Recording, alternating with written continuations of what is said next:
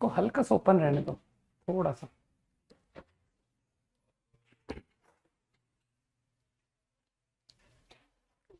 Class start नहीं हुआ क्या अभी?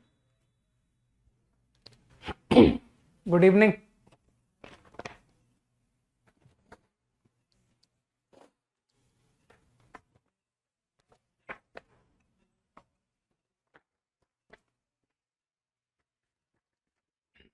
नमस्ते, गुड इवनिंग। एक्सरसाइज 2।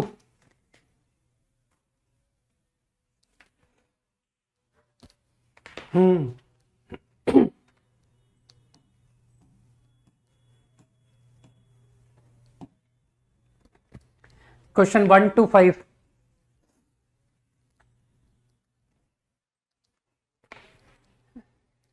नहीं, ज्यादा हार्ड नहीं है।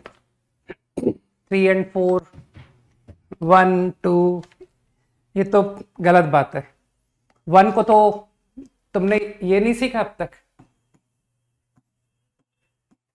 अगर ये नहीं सीखा तो तुम बाइनोमियल चैप्टर को अपनी लिस्ट से डिलीट कर सकते हो कि सर मैंने बाइनोमियल पढ़ा ही नहीं, है ना। तो जो समझदार लोग हैं वो फर्स्ट को ओरली बोलेंगे NCR -12 की पावर R। तो यार n माइनस आर मिसिंग है, तो इतनी तो बुद्धि तुम लगा सकते हो सर, 1 की पावर n माइनस आर। तो समेशन ब्रेक कर दिया, तो फर्स्ट समेशन बिकम 1 -12 की पावर n। अब इसी तरह से सेकंड समेशन रीड हो रहा है NCR -3/4, बुद्धि लगाओ, -3/4 की पावर r, तो दैट बिकम 1 -3/4 की पावर n। कुछ लोग समझ पाने बात को? बस अब सेम आइडिया से आगे भी कंटिन्यू हो रहा है। NCR -7/8 की पावर r, तो दैट बिकम 1 -7/8 की पावर n। तो देखना आराम से जीपी बन रही है, ठीक। Question number 2। एक बात बताओ, तुमको क्वेश्चन नंबर 2 में ऐसी फीलिंग नहीं आ रही कि sine A cos B and sine B cos A? तो क्या तुमको क्लिक नहीं कर रहा कि सर सीरीज का पहला टर्म और सीरीज का लास्ट टर्म को क्लब करने से क्वेश्चन हो रहा है? देखो, बुद्धि लगाओ यार। This is first term and last term, मानते हो लास्ट टर्म का बाइनोमियल कोएफिशिएंट भी सेम है, तो तुमको फील नहीं हो रहा कि सर सीरीज को रिवर्स कर दीजिए? सोचो सोचो।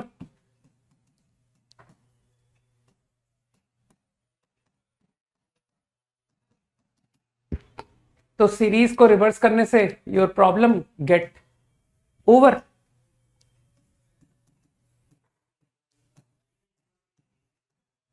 And so on. तो आई थिंक ये sine of A plus B बनता जा रहा है। तो 2s, I think you understand कि सर वो NCN और NC0 एक ही तो होता है। साइन NX, मानते हो साइन NX कॉमन आ गया।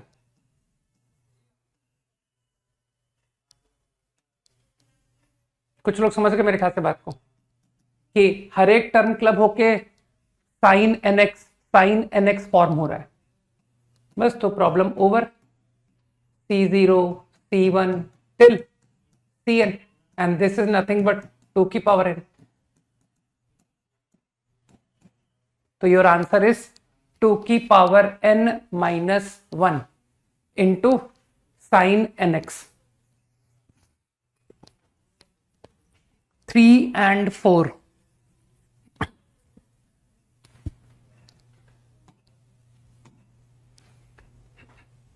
वैसे तुमको सीरीज रिवर्स का एक अच्छा आइडिया और बताता हूं, है ना, कि सर जो लोग पूरी टर्म लिखने में इंटरेस्टेड नहीं है, राइट, दे कैन से कि देखिए this is your series, right, ये सीरीज है, मैं इंटरेस्टेड हूं to write reverse series in reverse order. तो तुमको ऐसा फील नहीं हो रहा ये k बराबर k है? तो डोंट यू थिंक कि अगर मैं k को n - k कर दूं तो your series get automatically reverse. सोचो, सीरीज रिवर्स हो गई कि नहीं हो गई?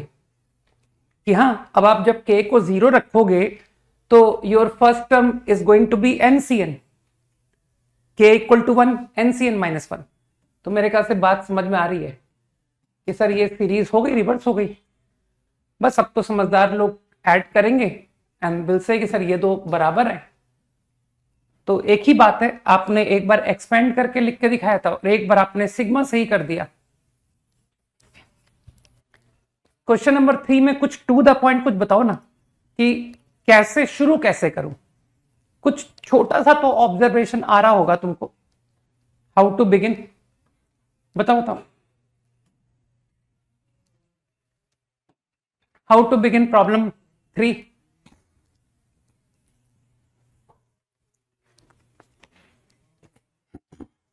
नहीं क्लिक कर रहा है मेरे हिसाब से यार। एक छोटा ऑब्जर्वेशन ये दिखना चाहिए कि sir x minus 3 x minus 2, तो why don't you write x minus 2 to be 1 plus x minus 3। सोचो, 1 प्लस x माइनस 3। समझो ये मैंने क्या कर दिया।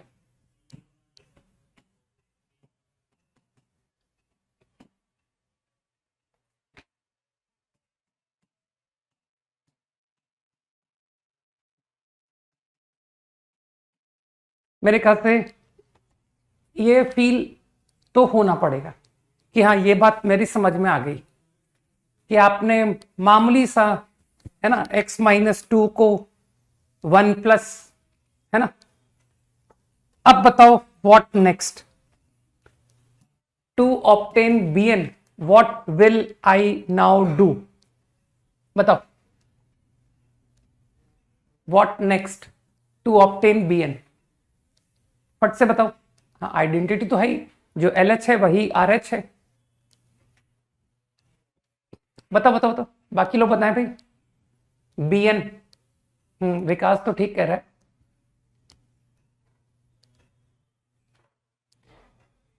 किसका विकास, ऑफ व्हाट? बाकी लोग भी कुछ हिंट दे सकते हैं मुझे। अरे यश, हाई फाई नहीं सोचते यार, आसान है ना, ग्राउंड में रहो, जमीन पे रह करके सोचा करो, ठीक है ना। ज्यादा hi fi concept I don't like.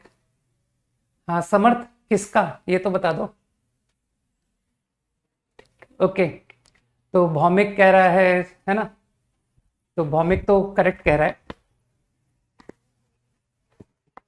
तो भौमिक इज सेइंग कि equate from both side t की पावर n, को एफिशिएंट ऑफ t की पावर n। तो आई थिंक फ्रॉम RHS तो ये हो गया t की पावर n का को एफिशिएंट, ठीक है। नाउ t की पावर n फ्रॉम हियर, तो मानते हो कि सर 1 प्लस टी की power n minus 1, 1 plus t की पावर 0 से लेकर 1 प्लस टी की पावर n माइनस 1 तक यू वोंट गेट t की पावर n। तो तुमको कहां से मिलना शुरू हुआ? आई think you start getting t की power n from 1 plus t की पावर n, 1 प्लस टी की power n plus 1, 1 plus t की power n plus 2 up to 1 plus t की पावर 2n। कुछ समझदार लोग समझ रहे हैं? तो I think coefficient of t की power n from 1 plus t की पावर n, तो that is an into NCN। मानते हो सर कोफिशिएंट an तो 1 है? क्वेश्चन को तुम लोगों ने पढ़ा तो जरूर होगा। इसी तरह से 1 प्लस टी की power n plus 1, n plus 1 Cn। कुछ लोग समझ रहे हैं? What an plus 1, you know what is the value of an plus 1. Now same way 2NCN। अब मुझे लगता है कि अब मैं इसके आगे नहीं जाऊंगा, अदरवाइज क्या होगा कि सर वही होगा जो मेरे फ्रेंड्स का होगा, है ना, प्योर ऑनलाइन फ्रेंड्स का मेरा जो होगा, मेरा भी उनके जैसा ही हाल होगा। नहीं, तो I don't want your result to be the result of same as pure online students. Okay, तो you will now obtain this on your own. 74 sorry fourth है ना।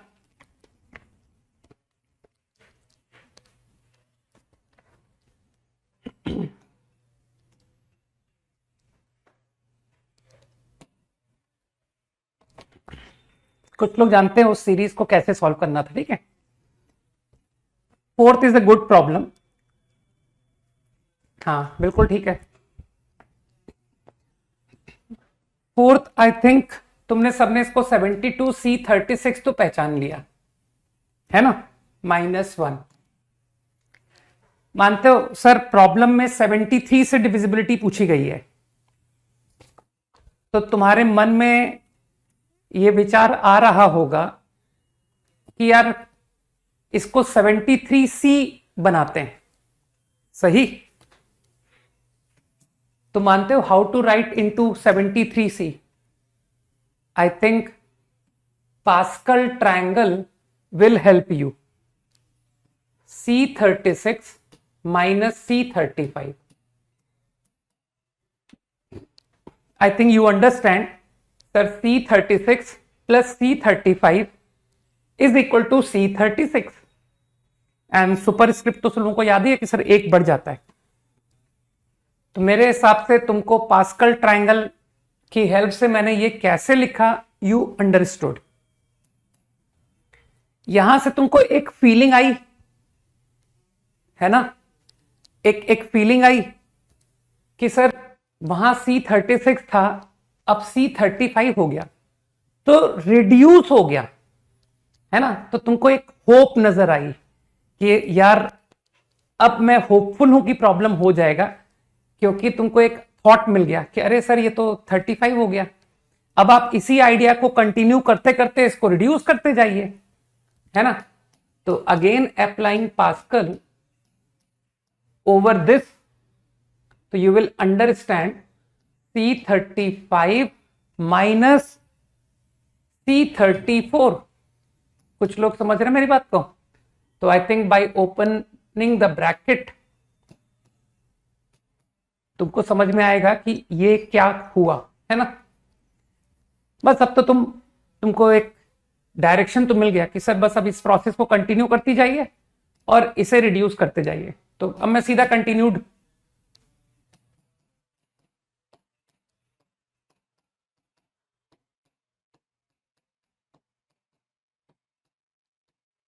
तो this is what you are going to get. तुम देख सकते हो ना, तुम चाहो तो 2-3 टर्म और लिख के देख सकते हो और पैटर्न रिकॉग्नाइज कर सकते हो कि सर 73C इवन तो आ रहा है प्लस से और ऑड आ रहा है माइनस से। तो मुझे लगता है कि 73C1 you will finally terminate at 72C0। उसको 72C0 बोलो या 73C0 बोलो, बात तो एक ही है ना, -1। एंड यू अंडरस्टैंड कि सर ये तो कट गया। अब किसी, हाँ देखो कुछ लोगों को याद भी है, देखो समर्थ ने बता भी दिया कि sir now using the powerful property NCR is divisible by N if N and R are coprime. आपने नोट लिखवाया था, तो आई थिंक समर्थ ने बता दिया कि ये नंबर 73 से डिविजिबल है। कारण कहना सर वो नोट, ये क्वांटिटी 73 से डिविजिबल है, तो I think all of these numbers are divisible by 73। so your entire number become divisible by 73। ठीक है, तो इस तरह के कंसेप्ट जो है ना, they are no more the favourite concept of advanced, they are the favourite concept of JEE Mains. ठीक है, इस तरह के नंबर थ्योरी से रिलेटेड कंसेप्ट जो है, मैं जो ऑब्जर्व कर रहा हूं कि they are more asked in Mains than advanced. Fifth question, very sorry, 6 to 10 है ना। फिफ्थ क्वेश्चन तो तुम लोग को तो पता ही है सर, ज्यादा टफ क्वेश्चन आपसे बनते नहीं है। 6 to 10 नो।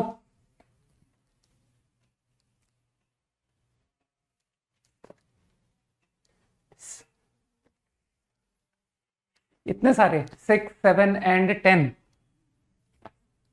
7 तो ओरल निपटा दो। कहना सर ये तो फॉर्मूला होता है ना, NCR अपॉन R+1, तो 7 को तो मैं यूं ही निपटा देता हूं, हटाओ।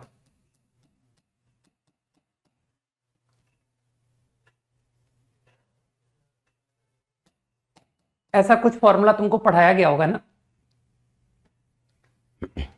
अब प्रगति एक बात बताओ, do you know that these two numbers are coprime? जल्दी से स्टेटमेंट का आंसर दो, true false. 2n+1 and n+1 are को प्राइम।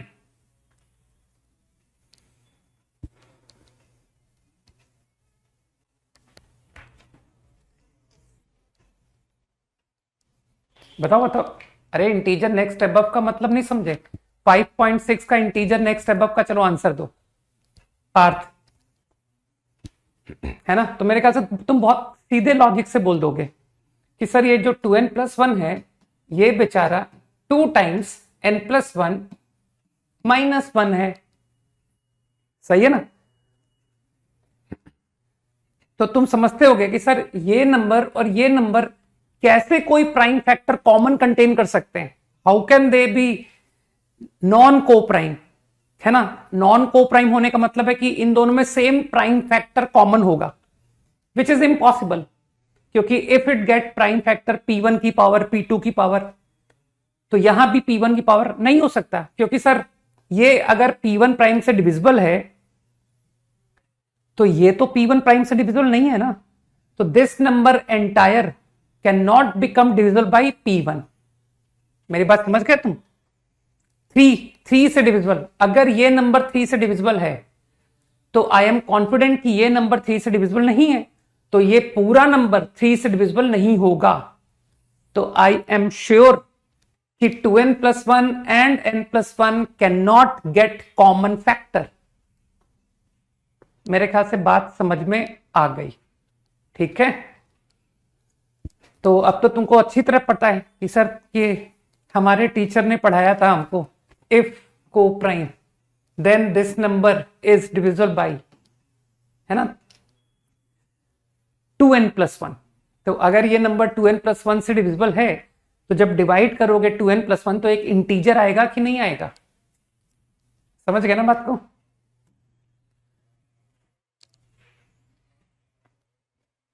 Idea clear? जल्दी से यस लिखो कि आइडिया समझ आ गया। बताओ विकास, लैग हो रहा है क्या? ठीक है ना? अब तो ठीक है सर। हाँ ऑब्वियसली 5.6 का नेक्स्ट अबव इंटीजर 6 ही तो हुआ पार्थ, ठीक है? अभी बात करेंगे।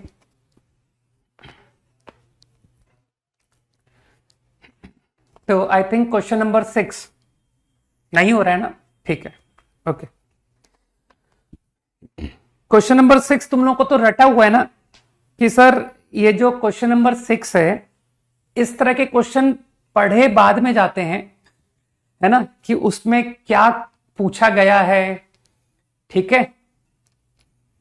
वो सब बात की बातें हैं कि सर हमें पता है, हमारे टीचर ने रटवाया है कि देखते ही क्वेश्चन को पहला स्टेप ये तो लिख ही दिया करो, फिर देखा जाएगा कि क्या होता है। नहीं, फिर तुम्हारे सर ने तुमको यह भी बताया होगा कि इन दोनों पर क्या ऑपरेशन लगाना होता है, ठीक है ना? वो भी तुम्हारे टीचर ने जरूर तुमको बताया होगा ना, क्योंकि वो अच्छा पढ़ाते होंगे तो तुमको जरूर बताया होगा, राइट? कि सर हमारे सर जो है ना वो प्योर लाइन स्टूडेंट को पढ़ाते ही नहीं है। तो आई थिंक प्लस, ठीक, ओके। तो आई थिंक यू अंडरस्टैंड। इसके आगे की तो तुमको पूरी स्टोरी पता है कि सर ये 2 टाइम्स, है ना, एक इंटीजर आ जाएगा, मतलब 3 कंटेनिंग एंड सो ऑन। बस ठीक है, नॉट इंटरेस्टेड कि आगे क्या लिखूं मैं।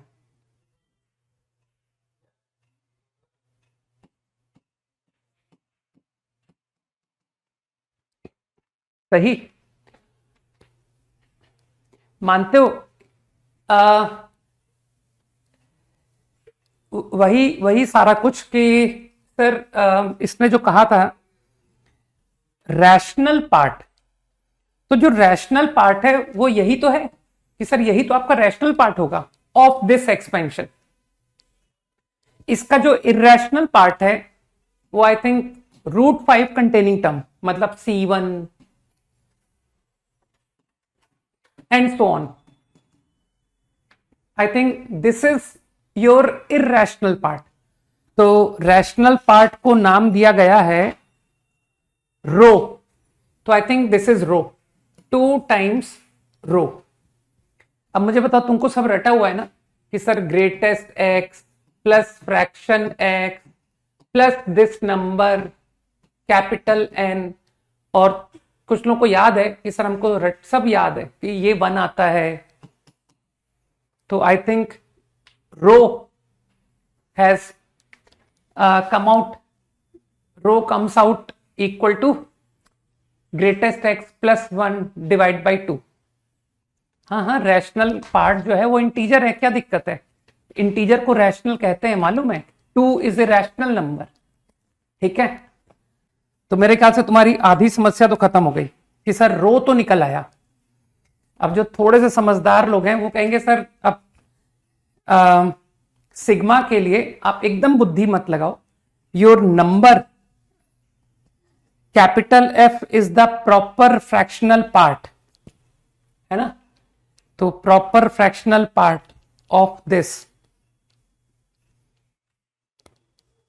I denotes the integral part, इसको I बोला गया है, इसको कैपिटल F बोला गया है। तो यार नंबर x माइनस रो, बुद्धि लगाओ और x को उसकी नोटेशन पे चले जाओ जो उसने नोटेशन यूज की है, I plus capital F minus rho which is I plus 1/2। मेरे ख्याल से कुछ लोग समझ गए। Got it? अरे आंसर तुम्हारी नोटेशंस पे दे दिया मैंने, up to 10 easy. 10th question किसी ने लिखा है ना? 10th।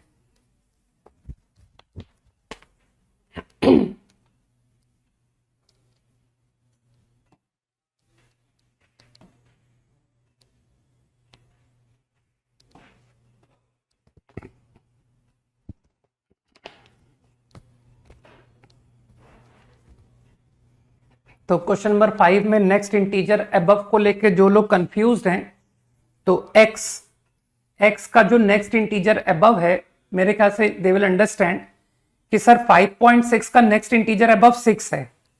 तो बुद्धि लगा के क्या तुम सोच पा रहे हो कि सर ग्रेटेस्ट x प्लस 1? सोचो सोचो, x का नेक्स्ट इंटीजर अबव को क्या मैं ग्रेटेस्ट इंटीजर x प्लस 1 बोलूंगा कि नहीं? है ना? मेरे ख्याल से बात समझ आ गई। जिसको 5th question next integer above में जो कंफ्यूज्ड है, 1 मिनट।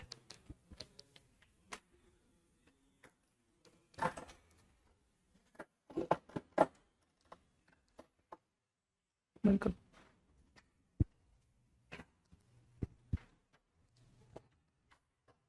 ठीक है। Question number 10,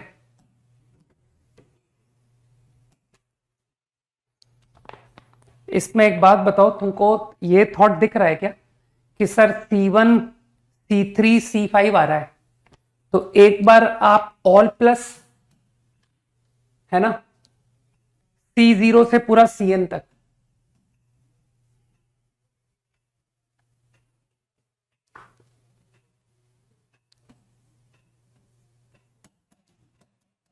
and so on.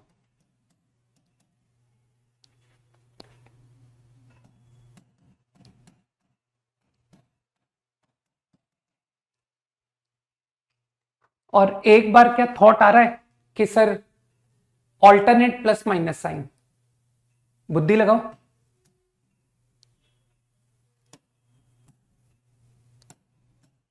तो ये C0 स्क्वायर नहीं था, आई एम सॉरी, ये पावर गलत लग गई। एक छोटी सी बात सोचना, C0 को अगर मैं Cn लिख दूं, C1 को अगर मैं n-1 लिख दूं, C2 को अगर मैं n-2 लिख दूं, इज देयर एनी प्रॉब्लम? बताओ बताओ। मेरे ख्याल से लोग समझ पा रहे हैं ना कि सर वो मिरर फॉर्मूले से यू कैन राइट। तो क्या तुम लोगों को यह बात समझ आई कि योर प्रॉब्लम बिकम दिस? तुम्हारा प्रॉब्लम R² NCR है, लेकिन तुम इस बात को भी फील कर पा रहे हो ना कि मुझको सिर्फ C1 C3 C5 चाहिए।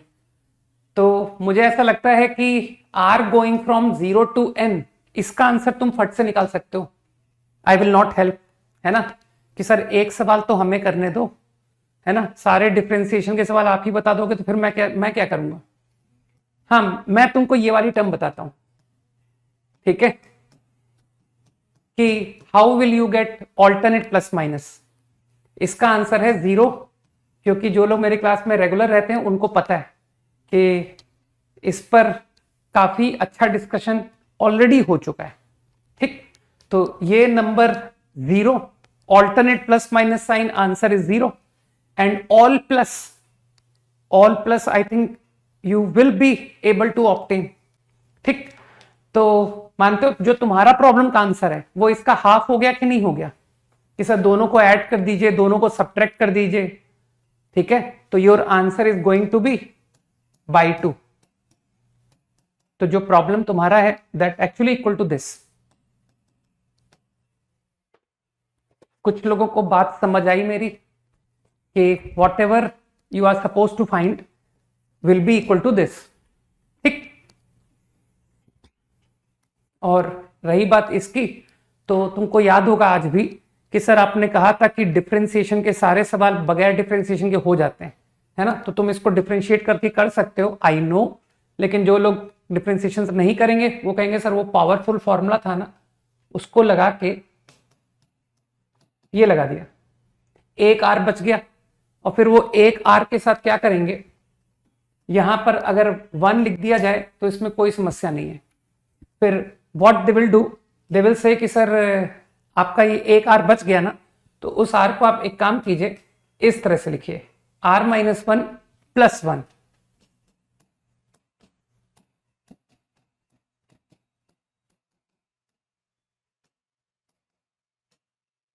और यहां पर अगेन दे विल से कि अगर आप R=1 की बजाय अगर 2 लिखते हो तो भी कोई दिक्कत नहीं है ना। कुछ मेरे ख्याल से दिमाग में जा रहा है कि वाई R=1 को वाई वी कैन इग्नोर, है ना।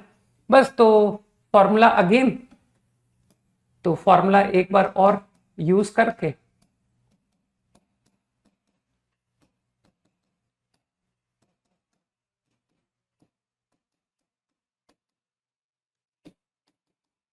बस अब तो तुम समझदार हो कि सर C0 से लेकर पूरा Cn-2 तक चला गया, तो आई थिंक 2 की पावर n-2 और ये 2 की पावर n-1, तो आंसर इसके बराबर नहीं है, आंसर इसका हाफ है, okay. 11, 12, 13, any doubt up to 14, up to question number 1-4 quickly, 12 and 13। हाँ, ये दोनों ही ट्रिकी है ना प्रॉब्लम।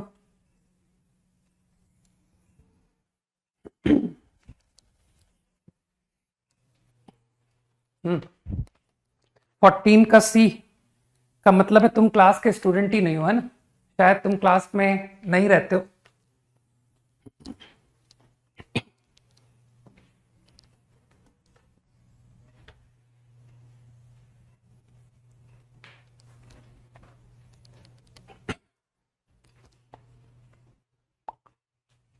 ट्वेल्व प्रॉब्लम पता है थोड़ा सा, मतलब ये दोनों ही ट्रिकी प्रॉब्लम है, 12 एंड 13 बोथ। 12 को मैं जस्ट रिड्यूस कर रहा हूं, मैंने कहा कि चलो प्रूव दैट को देखते हैं।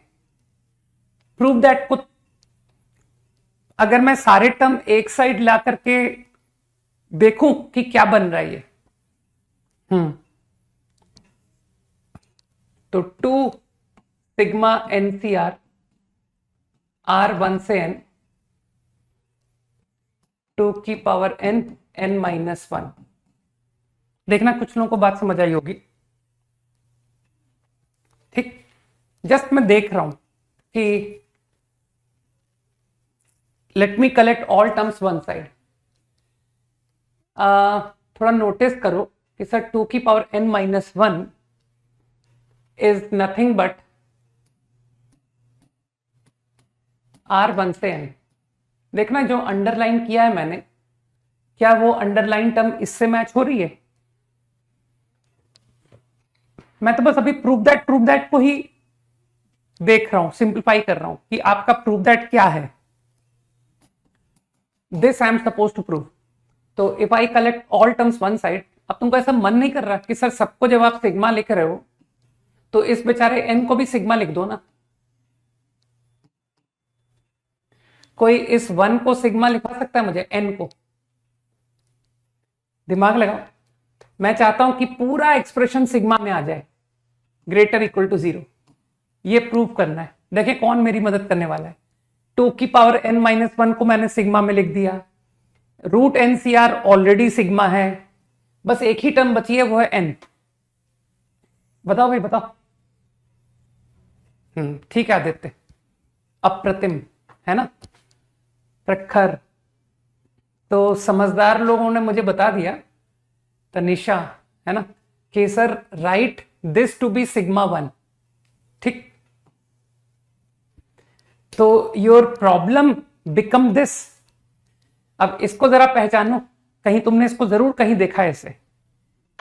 देखो, हो सकता है शायद 6th क्लास 5th क्लास में कहीं ऐसा पावरफुल फॉर्मूला कहीं देखने को मिला हो तुमको कि अरे सर ये तो 4th 5th 6th क्लास की मैथ्स आ गई। पहचानो इस एक्सप्रेशन को, what is this equal to. ठीक है, नक्षत्र, अप्रतिम, समर्थ, यशराज, प्रखर, आवेश, दीपिका, दिबांजन, प्रणय, समर्थ, आदित्य, प्रणय, मृण्मय,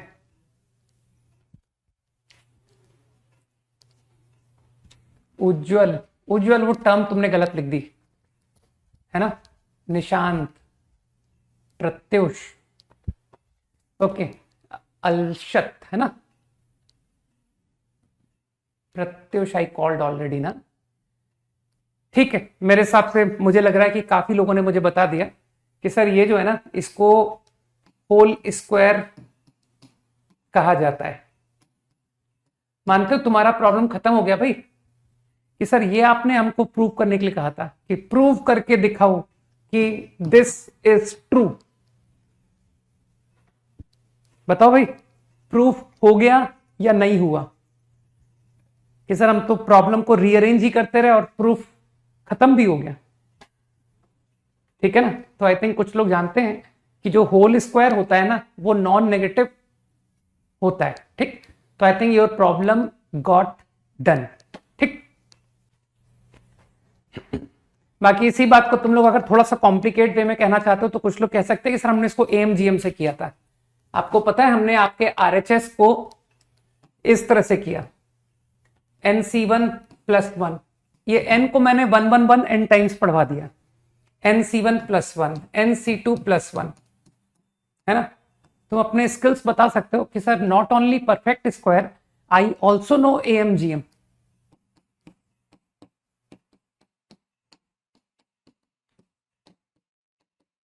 तुम अपने राइट हैंड साइड को ये रीड करवा सकते हो। सही है, बताओ भाई Pragati, everything all right? Your RHS is equals to this. कोई जल्दी से यस बोलो कि आरएचएस को I can read like this.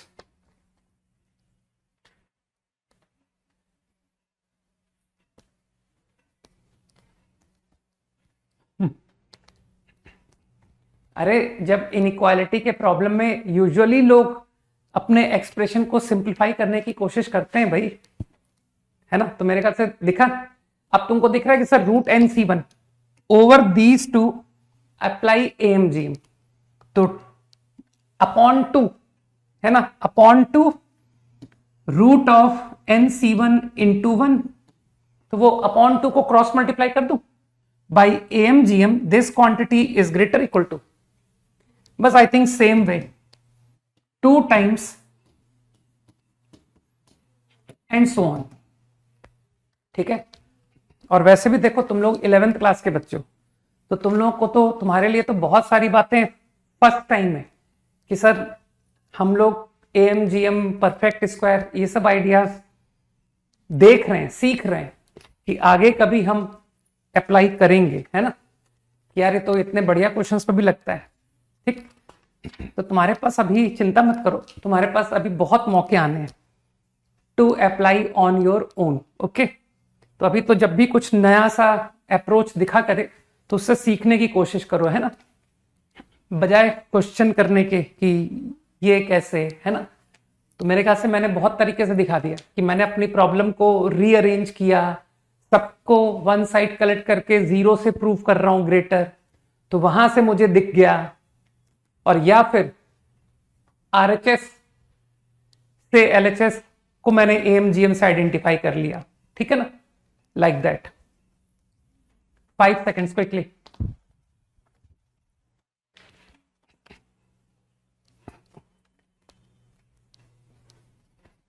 Thirteen is the मतलब बेटर प्रॉब्लम। बिल्कुल ठीक कह रहे हो समर्थ। बाकी तुमको पता है समर्थ, मुझे कॉचीज का फॉर्मूला याद ही नहीं होता।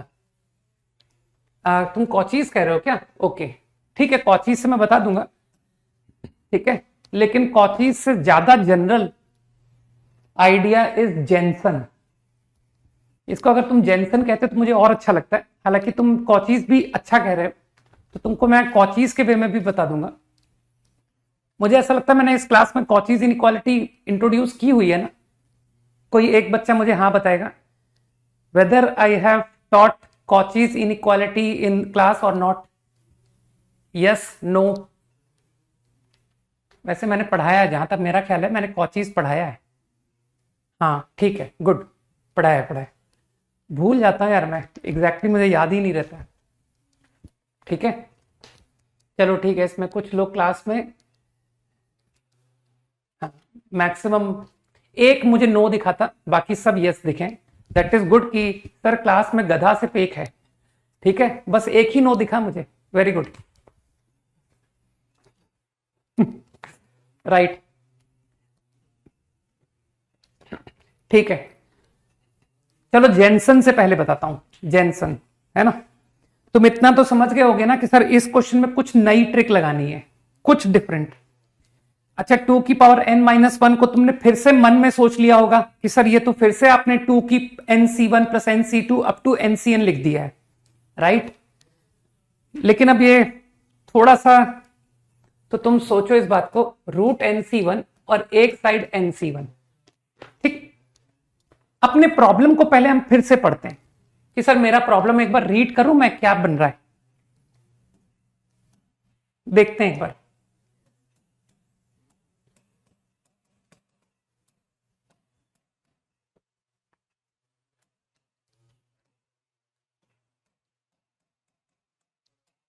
ये बन रहा है प्रॉब्लम।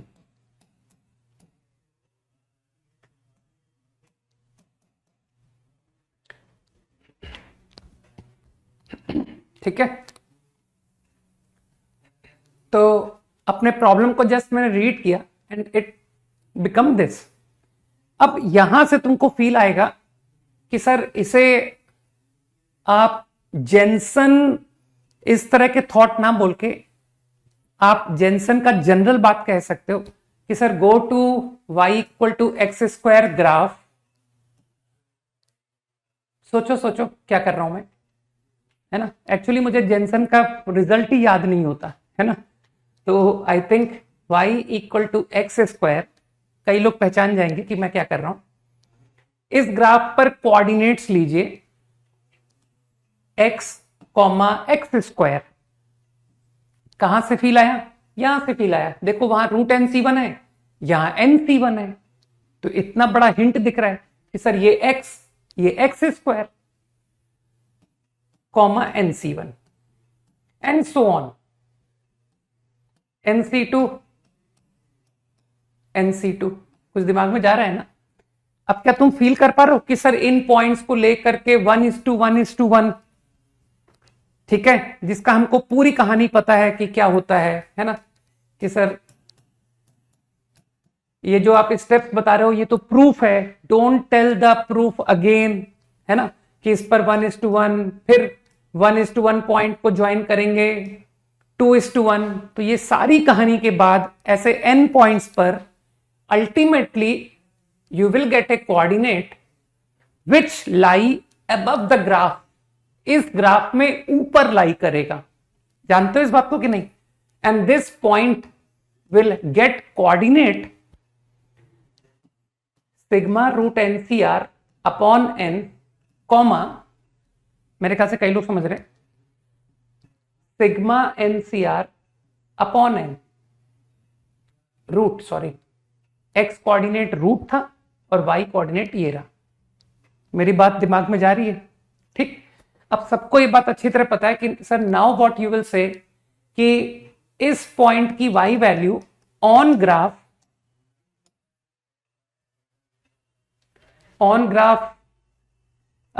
ये रूट NC2 पॉइंट को ना थोड़ा चेंज करा दो, क्योंकि ये इससे मैच हो गया ना,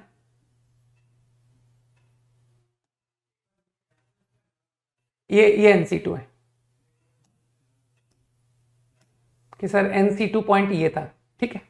तो ऑन ग्राफ सेम x का जो कोऑर्डिनेट आएगा वो तो x तो सेम हो गया, root NCR upon n, and what is its y value? तो y वैल्यू कुछ लोग समझ पा रहे हैं कि sir y value is nothing but this, सोचो सही है ना? Got it? तो अब तो तुम समझदार हो कि सर प्रॉब्लम खत्म। ये y वैल्यू कहां गई? ये y वैल्यू इज R1 से n is greater equal, from graph I can say this y value,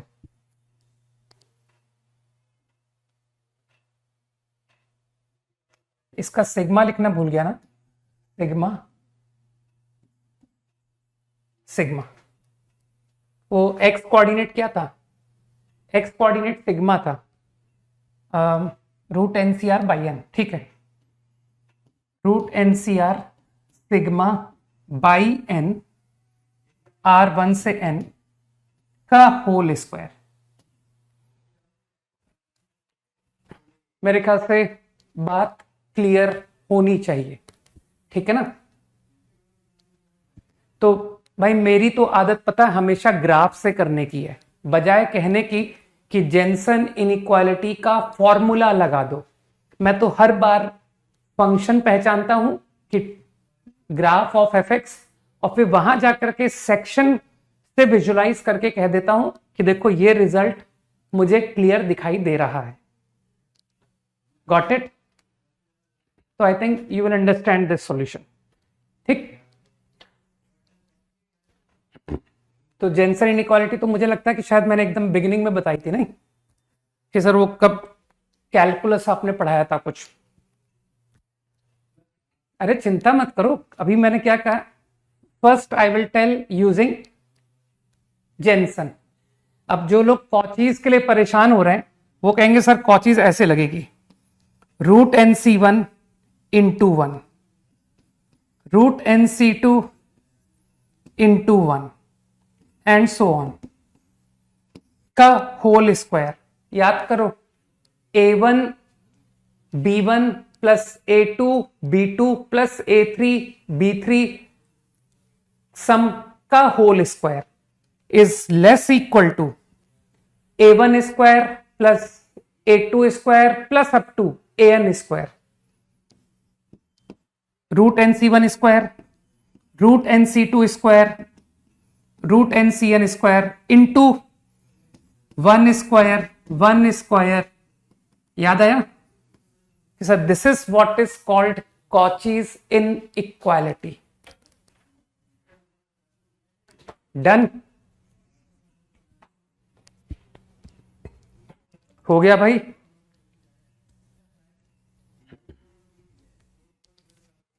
और कुछ लोग इसी प्रॉब्लम को एक और लैंग्वेज में बोलेंगे, याद होगा सब हमने किया हुआ है, हमारी सीक्वेंस एंड सीरीज, ये सब चैप्टर में कहीं ना कहीं ये सारी बातें आ चुकी हैं कि सर इसी स्टेटमेंट को आप आरएमएस भी बोल सकते हो कि RMS greater equal to M.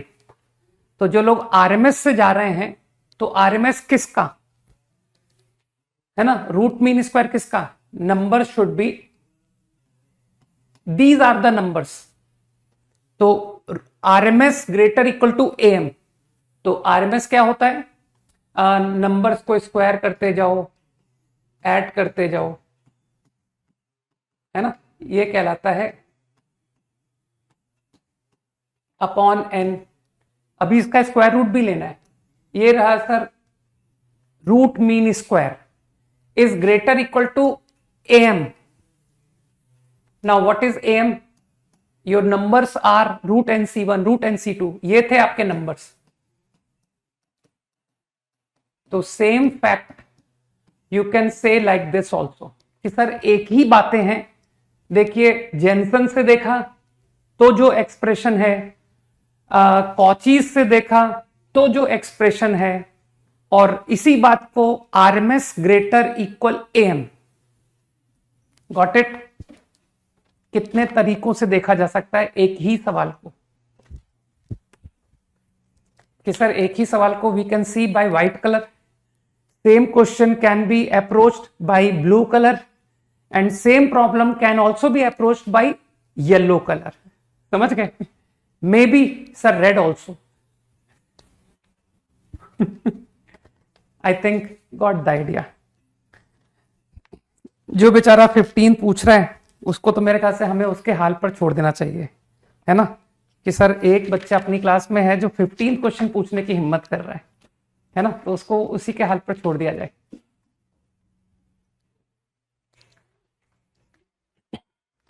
Okay done.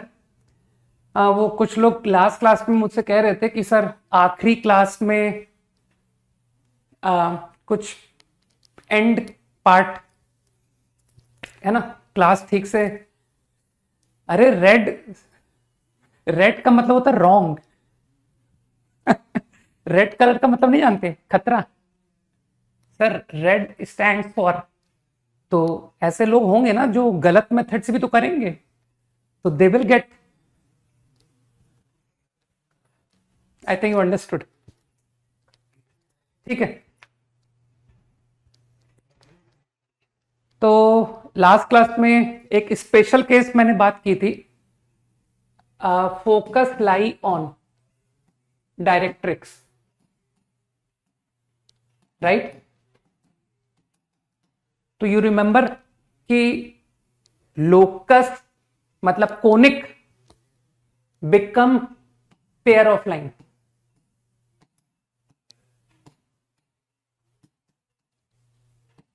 Pair of line through focus, passing through focus.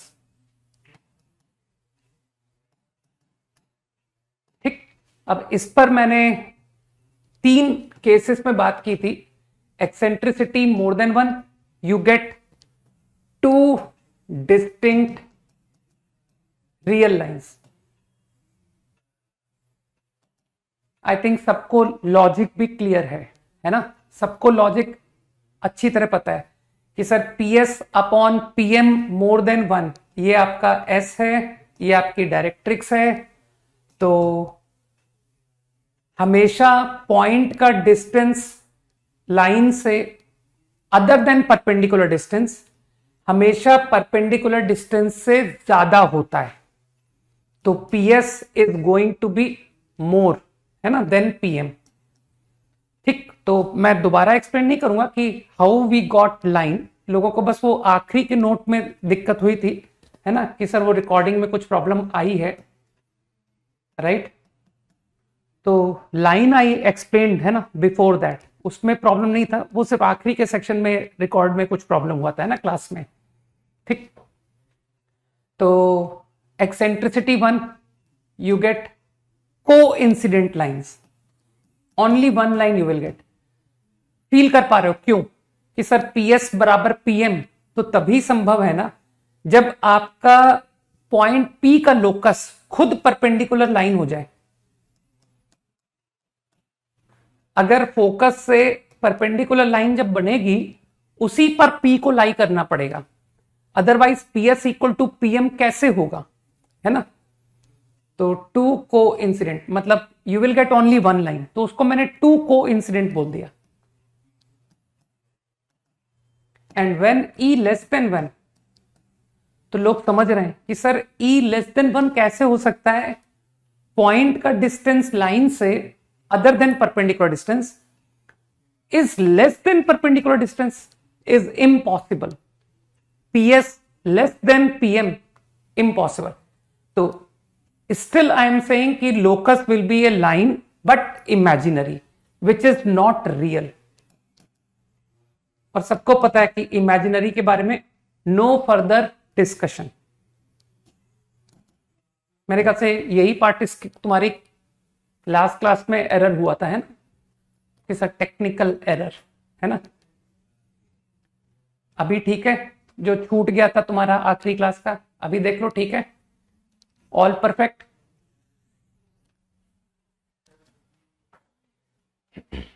ठीक, तो इस बात का आगे ध्यान रखोगे कि सर अगर कोनिक में कभी मुझको डायरेक्ट्रिक्स और फोकस दिए गए तो मैं एक बार जरूर चेक करूंगा कि वो फोकस कहीं डायरेक्ट्रिक्स पर लाई तो नहीं कर रहा है। ठीक है, तो you will first check for कि फोकस को एक बार चेक कर लो, अगर वो डायरेक्ट्रिक्स पर लाई हुआ तो पैराबोला, हाइपरबोला, एलिप्स सब बेकार हो गया, that actually is pair of lines. Okay, और वो भी फोकस से passing. 10 seconds quickly.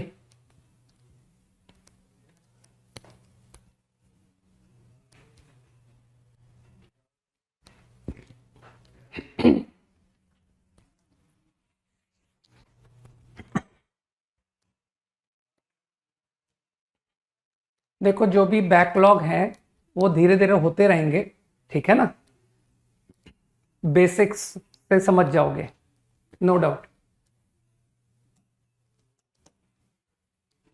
Done.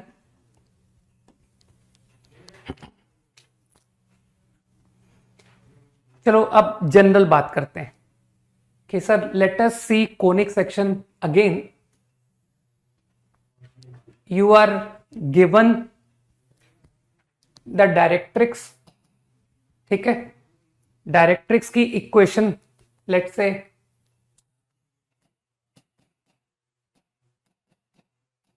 this is the directrix.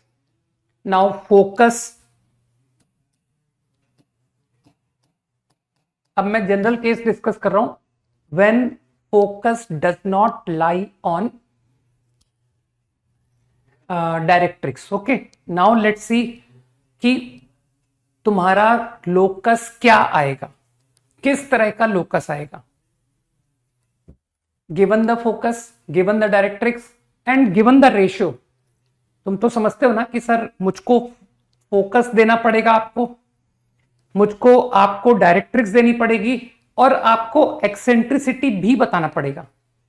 ठीक है, तो आई एम एज्यूमिंग कि I know the focus, I know the directrix, I know the ratio which is called eccentricity, है ना। तो let's see what will be the locus. PS upon PM। तो अब मेरे ख्याल से तुम लोग समझते हो कि सर लोकस की बात करते हैं तो HK फिर कैलकुलेशन। तो अब मुझे बताओ, जब HK लिख करके तुम प्रॉब्लम कर लेते हो तो उसके बाद HK को XY भी कन्वर्ट करते हो। तो अगर मैं डायरेक्टली इसे XY लिख के कर दूं तो किसी को कोई तकलीफ तो नहीं होगी ना। ठीक है, तो मैं प्रॉब्लम लोकस का ही कर रहा हूं, but I am directly taking point P to be XY, ठीक है, तो there won't be any problem, ठीक। तो नाउ लेट्स सी, अब लिखते हैं, लोकस लिखते हैं।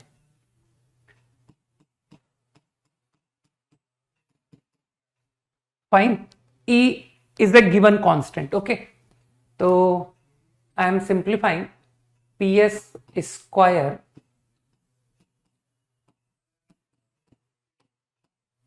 is E square PM square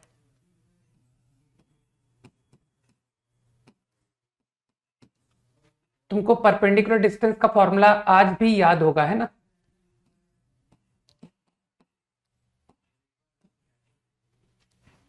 fine, P S square equal e square P M square.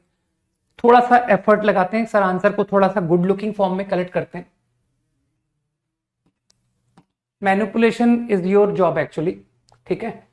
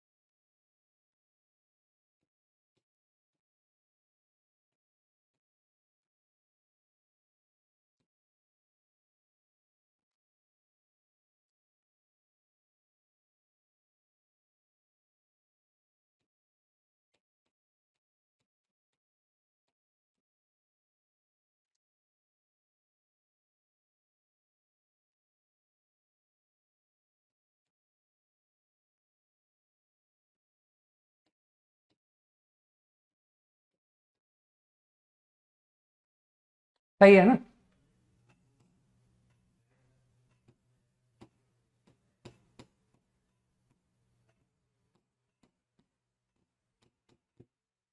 तो after doing all manipulation I get something like this. चिंता मत करो, कुछ याद करने के लिए जब सजेस्ट करूंगा तब देखना। अभी तो मैंने तुमको पूरा मेहनत करके इक्वेशन ओपन करके दे दी कि देखो something like this is my locus, ठीक।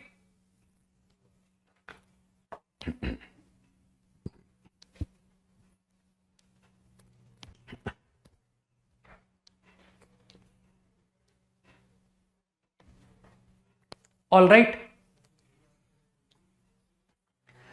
तो यू कैन ऑब्जर्व कि सर जो लोकस आ रहा है that actually is coming to be a 2 degree curve.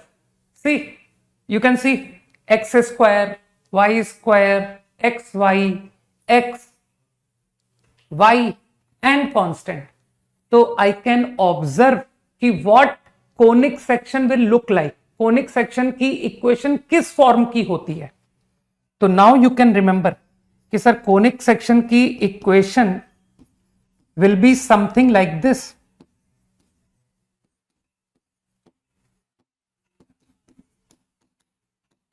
Now this point to be noted, this is important to note कि conic section का equation in general form, जैसे तुम लोग सर्किल की इक्वेशन याद रखते हो ना जनरल फॉर्म में, स्ट्रेट लाइन की इक्वेशन तुम याद रखते हो जनरल फॉर्म में, उसी तरह से this is the equation of conic in general form.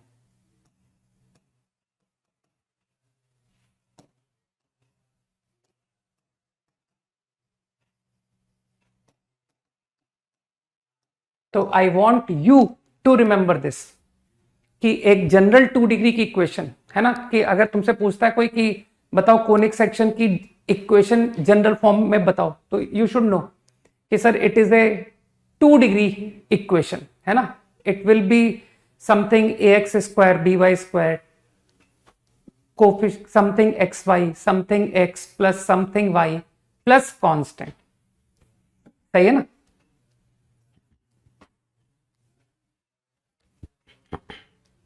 Circles वगैरह तो और इससे शॉर्ट थे ना यार, है ना. लेकिन कोनिक सेक्शन की इक्वेशन कुछ भी डिफिकल्ट फॉर्म में आ सकती है ना. कि सर कोनिक की इक्वेशन में एक्स स्क्वायर का कुछ कोफिशिएंट होगा, ऐसा संभव है. वाई स्क्वायर होगा, एक्स वाई भी प्रेजेंट होगा. ठीक है ना. तो ये है इसका जनरल फॉर्म.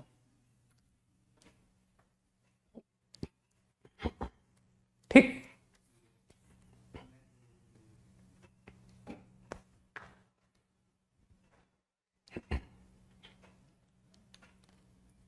डन.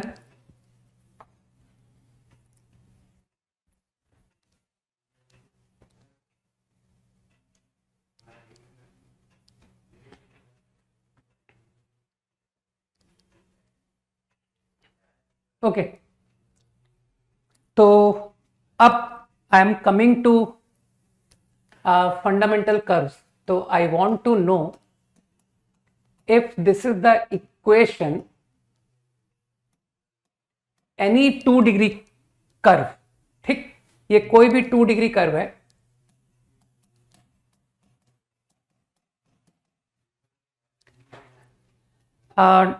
मैं डेल्टा नोटेशन यूज कर रहा हूं.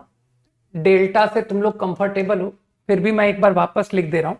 डेल्टा स्टैंड फॉर, ये वही डेल्टा जो तुमने पेयर ऑफ लाइन में पढ़ा था.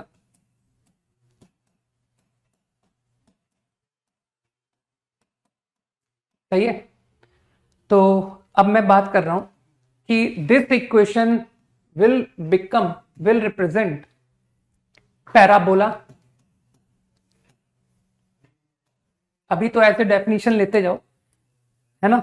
Letter we will get to know कि सर ये पैराबोला देखने में कैसा होता है. ठीक है. तो अभी तो तुम एज ए डेफिनेशन लिखो. Ellipse, hyperbola. तो for parabola definition is eccentricity is equals to 1. ठीक है. and obviously this delta notation is non-zero. क्योंकि डेल्टा जीरो का तो तुम लोग मतलब जानते हो. डेल्टा जीरो होने पर that equation become pair of lines, है ना. आज भी याद होगा ना कि सर एक 2 degree equation pair of line represent होने की कंडीशन, है ना. ये तो फंडामेंटल डेफिनेशन है कि for parabola P S is equal to P M. Right. ये डेफिनेशन है. आई विल प्रूव कि H square will also equal A B. अभी अभी मैं दिखा दूंगा. ठीक है. इसे तो तुम ऐसे डेफिनेशन लेते जाओ कि सर एक्सेंट्रिसिटी 1, ये तो डेफिनेशन है और इस बात का मैं प्रूफ दिखा दूंगा. ठीक है. Now for ellipse delta not zero that is understood, है ना. एक्सेंट्रिसिटी एक कांस्टेंट है लेकिन वो 1 से कम होगा. ठीक. For example 2/3. If eccentricity is 2/3 then it is ellipse. You will get to know कि sir H square comes out less than A B. ठीक. बाकी आगे हम इसको रटेंगे, मैं बताऊंगा तुमको क्या रटना है ना. And for hyperbola eccentricity is more than 1. Fine. And here you will get to know कि H square comes more than A B. वैसे तो मुझे सर्कल्स और पेयर ऑफ लाइन को अपने डिस्कशन में लेना ही नहीं चाहिए, है ना. तुम पेयर ऑफ लाइन तो जानते हो sir, delta zero then pair of line. और सर्कल, है ना, कि सर सर्कल के बारे में हमें बहुत जानकारी है, हमने पूरा चैप्टर पढ़ा हुआ है. ए बराबर बी h बराबर 0। ठीक, तुमसे कोई नहीं पूछेगा कि सर्किल के लिए एक्सेंट्रिसिटी क्या है। ठीक, कोई नहीं पूछेगा।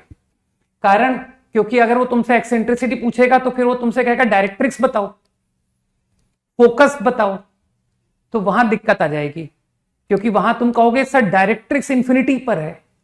ठीक है, तो इसलिए कभी भी तुमको ये सुनने को नहीं मिलेगा कि सर्किल के लिए कोई तुमसे कहेगा फोकस एंड डायरेक्ट्रिक्स, है ना। तुम तो पूरा चैप्टर करा है ना, तुमने शीट पूरी की, जेई एडवांस के पूरे क्वेश्चंस किए, है ना, इतनी बड़ी शीट की, तुमको शीट में कहीं भी फोकस डायरेक्ट्रिक्स टर्म नहीं दिखाई दिया।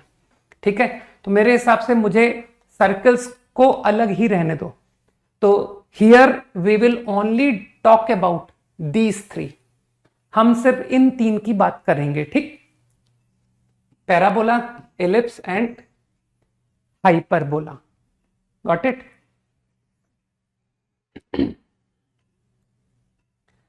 तो जैसा मैंने कहा था कि अब मेरा इंटरेस्ट है ये जानने में कि सर पैराबोला के लिए E1, चलो ये तो डेफिनेशन है, but how come I get H square बराबर A B for parabola. For ellipse how come I get H square less than A B. ठीक है, for hyperbola H square more than A B. तो इसके लिए एक काम करते हैं, दोबारा मेहनत नहीं करते, पीछे के पेज में चलते हैं कि सर ये आपने इतनी बढ़िया मेहनत यहां कर तो रखी है। ठीक है, इस मेहनत का फायदा उठाते हैं। ठीक,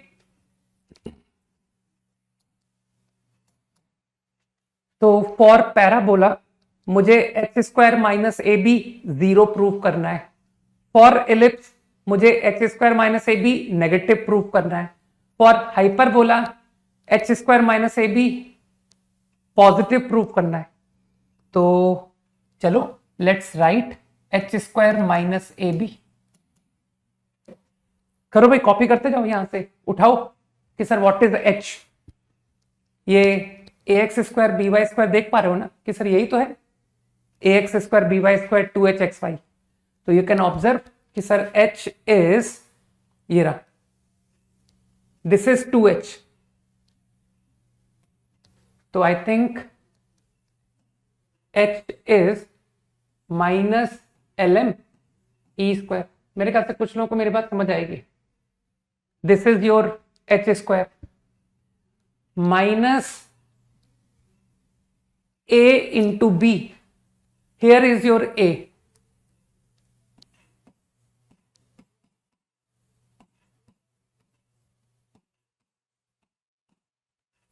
b कहां गया, ये रहा।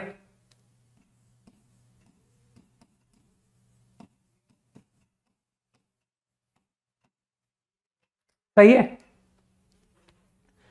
अब करो थोड़ी सी मैनिपुलेशन करो कि सर इसको मेहनत करके ब्रैकेट खोला मैंने, ये कैंसिल हो गया भाई।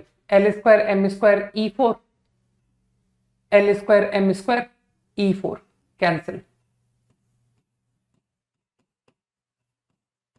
Whole square plus this into this into. भाई कैलकुलेशन तो तुमको समझनी पड़ेगी, है ना, कि सर ब्रैकेट खोलने वाला पार्ट कुछ पार्ट हमारे लिए भी रखिए, है ना। तो after simplifying your H square minus A B is coming to be equal to this. इतना रिड्यूस हो गया, देखो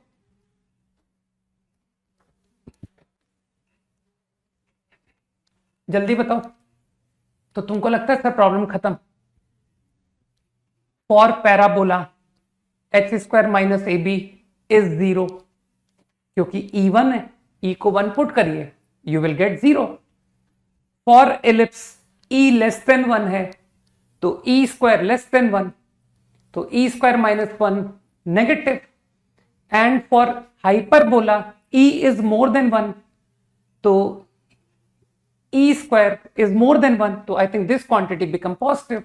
तो मेरे ख्याल से मुझे तीनों बातों के जवाब मिल गए कि पैराबोला के लिए H square minus A B 0 है, एलिप्स के लिए नेगेटिव है, हाइपरबोला के लिए पॉजिटिव है। I think proof should be clear.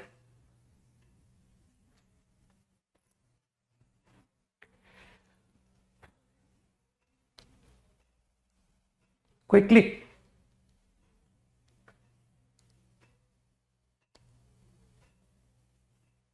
सही है ना?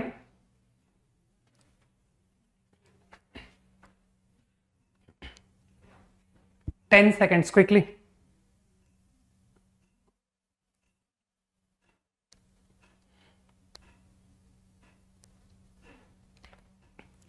जल्दी से डन लिखो यार।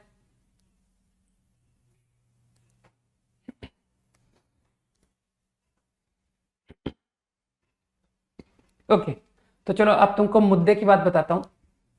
मुद्दे की बात यह है, you are suppose to remember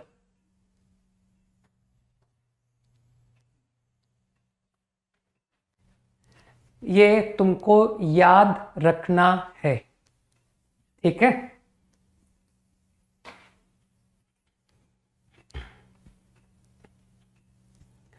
ठीक है, तो अभी you will get to know कि सर वैसे तो सवाल इजी आते हैं, हो सकता है तुमने कभी इस तरह की इक्वेशन सुनी हो, मे बी इन फिजिक्स, है ना? क्योंकि फिजिक्स में तुम लोग बहुत एडवांस चलते हो, मैंने सुना है कि तुम लोग, मैं मैथ्स पढ़ाता हूं उसके पहले तुम लोग पहले ही पढ़ लेते हो, तो संभव है कि तुम लोग आज तक इस तरह की इक्वेशन को पहचानते आए हो कि सर ये एलिप्स होता है, ठीक?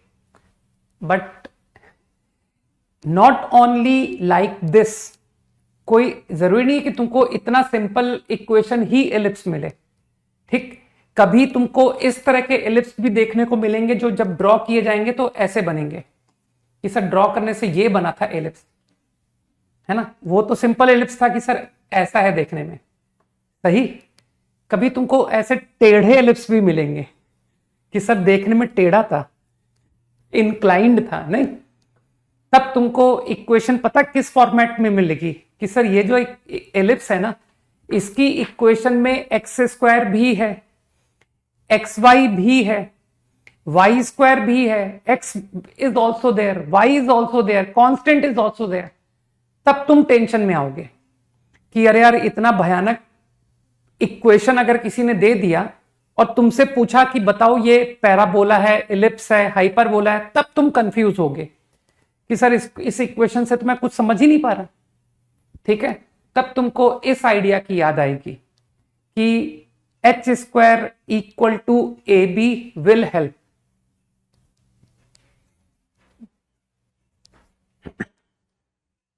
ठीक है ना?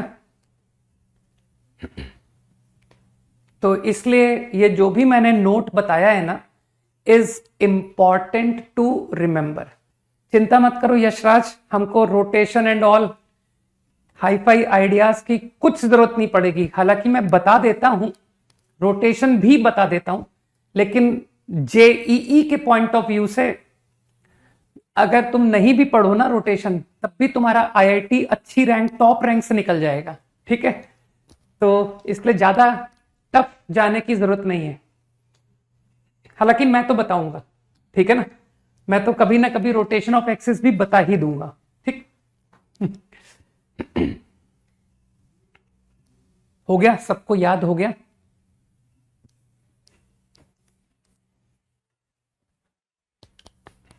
ठीक है, तो ये बेसिक डेफिनेशंस याद रखो, है ना? तो रिमेंबर दीज कंडीशंस।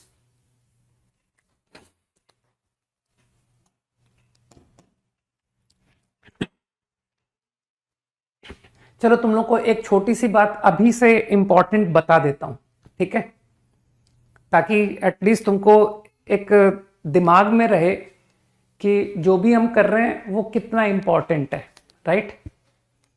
तो very first thing, there is one family of chapters, circle, parabola, ellipse and hyperbola. ये जो 4 चैप्टर्स है ना, 4 चैप्टर्स, इनमें एक बहुत इंटरेस्टिंग बात बताता हूं। इन चारों चैप्टर्स में कई क्वेश्चन कॉमन होते हैं, कई कंसेप्ट कॉमन होते हैं कि सर सेम क्वेश्चन मुझे सर्किल में पूछा गया, सेम क्वेश्चन मुझे पैराबोला में पूछा गया, सेम हाइपरबोला में। ठीक है, तो ये चारों चैप्टर्स बिल्कुल आपस में रिलेटेड हैं। मतलब किसी को सर्कल्स में प्रॉब्लम है तो वो पैराबोला में उसको प्रॉब्लम रिमूव करने का पूरा मौका मिलेगा कि देख same ideas, almost same type के questions you will face here, almost same questions you will face here. तो 4 मौके मिलते हैं। ठीक है, तो ये चारों चैप्टर्स बहुत आसानी से ग्रिप में लिए जा सकते हैं because they are almost the same. ठीक है ना, तो type of problems, concept, they are almost the same. ठीक, तो ये एक पूरा स्कोरिंग पार्ट हो जाता है। और अगर इस फैमिली को पूरा जोड़ूं ना मैं कि sir out of 20 questions approx कितने क्वेश्चन हो जाते होंगे, तो जितने नंबर ऑफ चैप्टर्स लिखे हैं ना इतने ही क्वेश्चंस बन जाते हैं कि आउट ऑफ 20 लगभग हर से एक एक क्वेश्चन आने के तो चांसेस मिनिमम होते हैं, है ना। मे बी कि सर हाइपरबोला आया ही नहीं इस साल, लेकिन एलिप्स से 2 आए थे, समझ गए। तो बहुत अच्छा वेटेज रखता है, तो you can easily score. Okay, तो अगर तुम सिलेक्शन पर फोकस्ड हो ना कि मुझे एक अच्छी रैंक चाहिए, तो बी केयरफुल, है ना, एकदम केयरफुल होकर के बी अटेंटिव और ग्रिप में लो यार चैप्टर को। और जब इनको ग्रिप में ले रहे होगे ना तो तुम you will get to know कि सर स्ट्रेट लाइन अपने आप ग्रिप में आ गया, क्योंकि स्ट्रेट लाइन के वो पैरामेट्रिक फॉर्म, वो इमेज फॉर्मूला, वो सब इनमें लगते रहेंगे। स्ट्रेट लाइन एक तरीके से जिसे कह सकते हैं कि तुम बिल्डिंग ब्लॉक है कि सर इन सारे चैप्टर्स में स्ट्रेट लाइन के छोटे छोटे कंसेप्ट काम आते रहेंगे, एंगल बिटवीन लाइंस। ओके,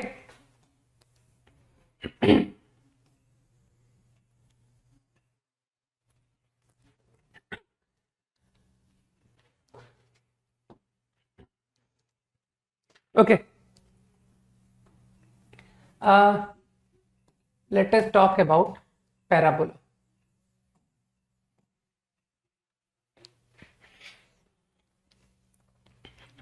तो पैराबोला की तुम डेफिनेशन तो समझ गए भाई। क्या है ना, जो लोग इन 4 चैप्टर्स पर ग्रिप कर लेते हैं ना कि सर मेरा ये 4 चैप्टर सुपर स्ट्रॉन्ग, ठीक है, ये 4 चैप्टर मेरे सुपर स्ट्रॉन्ग है, तो वो लोग स्ट्रेट लाइन को तो काउंटिंग में ही नहीं लेते कि सर वो तो बेचारा छोटा चाइल्ड है, बिल्कुल नहीं कि सर ये तो यूं ही हो जाता है। और जब लोग इससे ग्रिप में ले लेते हैं तो कहते हैं कि सर हमारी थिंकिंग डेवलप हो गई, हमारा सॉल्यूशन ऑफ ट्रायंगल, जिसे सॉल्यूशन ऑफ ट्रायंगल नहीं प्रॉपर्टी ऑफ ट्रायंगल बोलना चाहिए। फिर later you will get to know कि sir vector and 3D, then you will get to know कि सर कॉम्प्लेक्स नंबर का एक बड़ा portion, geometric section of complex number, sir ये सब हमको स्मूथ होता जा रहा है। तो बेसिकली तुम इन 4 पर कमांड लेते हो, लेकिन एक्चुअली तुम इतने पूरे एरिया में एक्सीलेंट हो जाते हो। और इस पूरे एरिया पर एक्सीलेंट होने का मतलब पता है क्या है? Out of 20 how much, out of 20 question how much you can expect from this entire area? not less than 7।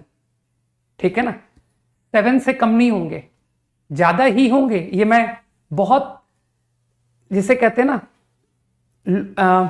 Least, बहुत ज्यादा कम करके बता रहा हूं मैं, ये 7 से ज्यादा भी आ जाते हैं। ठीक है, तो काफी फेयर चांसेस हैं। तो मेरे ख्याल से सीरियसनेस समझ रहे हो ना कि what we are doing now, कि कितना ज्यादा इंपॉर्टेंट होने वाला है। चलो अब वापस अपनी बेसिक बात पर शुरू करते हैं कि पैराबोला। तो पैराबोला यू अंडरस्टैंड कि सर फॉर डेफिनेशन PS बराबर PM, यही है ना डेफिनेशन।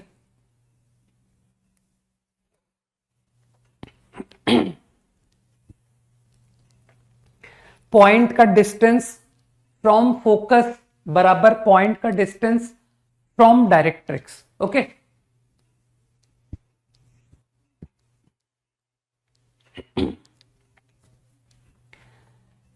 तो नाउ टू एक स्पेशल केस देख रहा हूं मैं कि चलो पैराबोला ऑब्टेन करते हैं। ठीक, तो I am going into one example. Let's take directrix to be, this is my directrix, okay,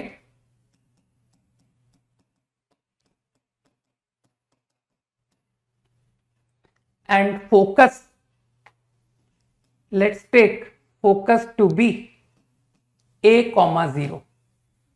मैं बस देखना चाहता हूं कि पैराबोला देखने में होता कैसा है, तो मैं एक स्पेशल केस को कंसीडर कर रहा हूं। Now let us obtain parabola. तो अगर ये फोकस है, ये डायरेक्ट्रिक्स है, तो what will be the equation of parabola. तो मैं एच के नहीं लेके मैं डायरेक्टली एक्स वाई लेके प्रॉब्लम कर रहा हूं। ठीक है,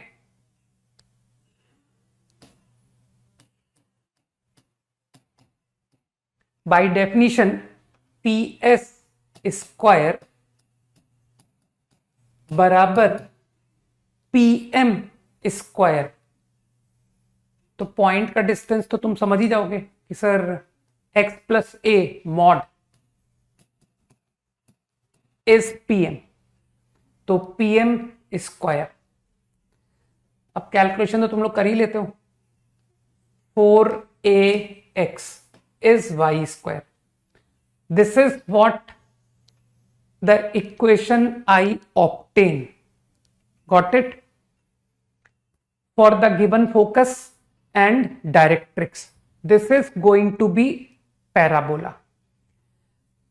Now let us sketch कि सर इसका ग्राफ, तो तुम तो जानते हो कि सर आपने कैलकुलस पढ़ाई थी हमको, है ना। तो कैलकुलस में तो आपने रटवाया था हमको कि x की पावर, तो बगैर डिफरेंशिएट किए क्या तुम डायरेक्ट बता दोगे कि सर ये आपका plus minus under root 4ax है ना। तो तुम लोग को आज भी याद होगा ना कि sir y equal to root X का ग्राफ हम बना सकते हैं। कुछ लोगों को आज भी याद होगा पावर 0 से 1 x की power more than 1 power negative, याद आ रहा है। तो x y equal to root X, ये सब क्लास में पढ़ाया हुआ है मैंने, है ना। तो इसके शेप को तुम अच्छी तरह याद है कि सर वो वर्टिकल टाइप का ग्राफ होता है।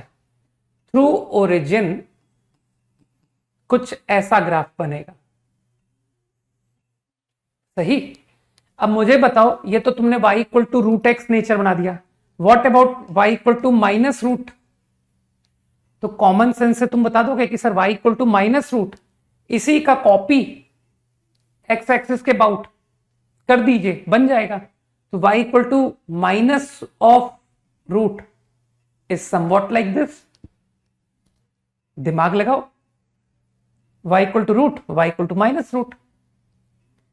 कुछ दिमाग में जा रहा है, ठीक, कि now I got to know the shape of parabola. मुझको पैराबोला का शेप पता पड़ गया कि sir this is what parabola will look like. और इसके बिहाइंड लॉजिक भी तुम जानते हो कि सर ये शेप पता करने में कैलकुलस ने मदद की थी, क्योंकि ये सब जो है हमें कैलकुलस में पढ़ाया गया था, है ना, एलिमेंट्री कैलकुलस, रिमेंबर।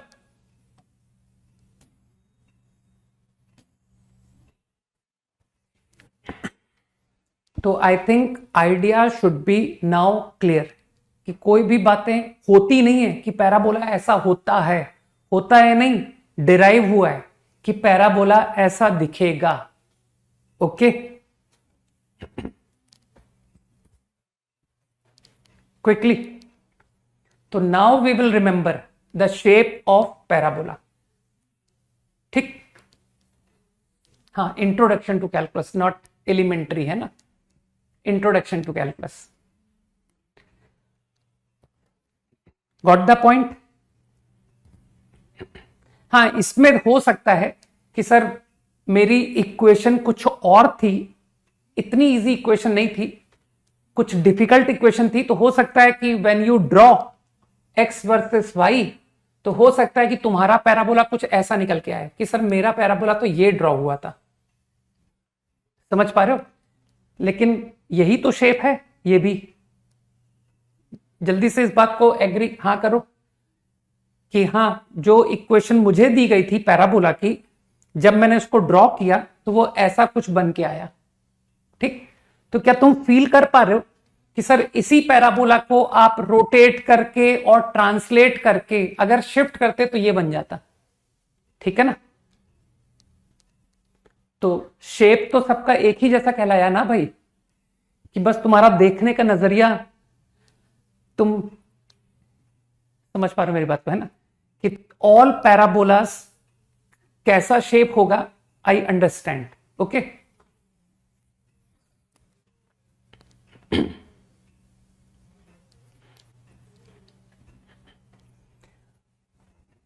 अब चलो कुछ मुझे डेफिनेशन सीखने की जरूरत है, तो उन डेफिनेशंस को नोट करना पड़ेगा, है ना। I will dictate.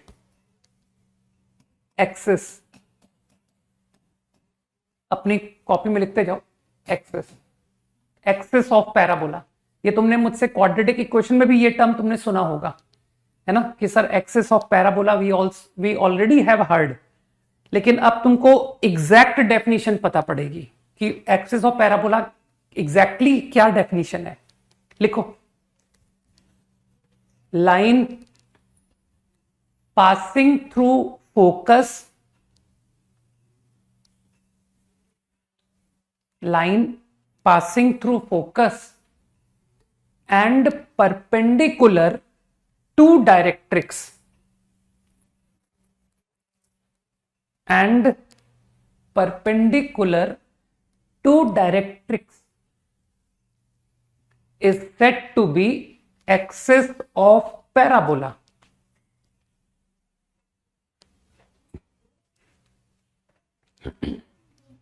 Line passing through focus and perpendicular to directrix is called axis. Okay, किसी को याद है कि सर इसको क्वाड्रेटिक में हम लोगों ने बहुत इजी लैंग्वेज में कहा था, लाइन ऑफ सिमेट्री। याद करो, ax² bx + c जब पढ़ा था तब मैंने एक्सिस को लाइटली कहा था, ये वो लाइन है जिसके about your parabola will be symmetric.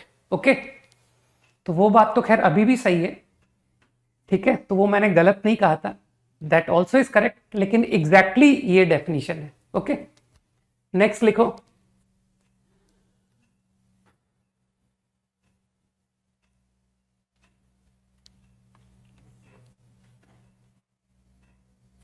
Vertex, vertex of parabola.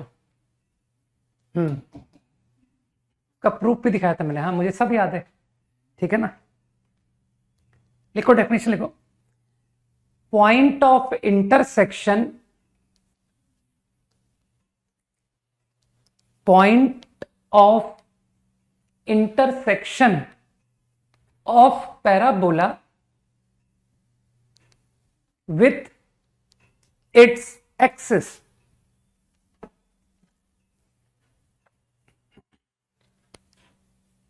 point of intersection of parabola with its axis is called vertex of parabola.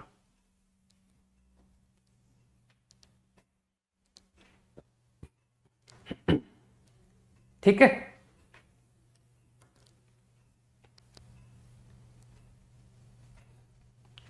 चलो यहां नेक्स्ट पेज में अलग से लिख देता हूं, ये तुम्हारा y² 4ax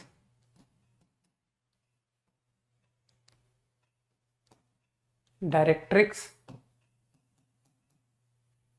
focus